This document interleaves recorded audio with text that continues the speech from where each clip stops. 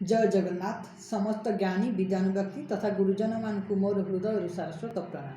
मु मिथुन नायक कंधबेरी ताइचे अनुगुर मु मो निजस्व रचित कविता गाइबा जाऊँगी जार शीर्षक है जय माँ सरस्वती।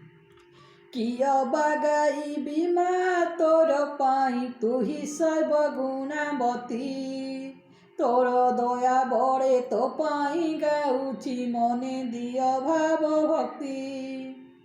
बसंत महक माघ शुक्ल पक्ष श्री पंचमी तिथि दिन, माता बिना पानी विद्या प्रदायिनी मतरे तो पूजा पुनः।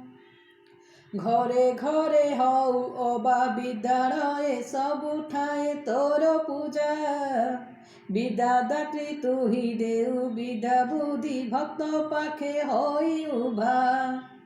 ज्ञानर आलोक देई थाऊ तू ही मूर्ख को करु पंडित, तोर दया बड़े कवि कवियत्री लेखन्ती अपूर्व ग्रंथ।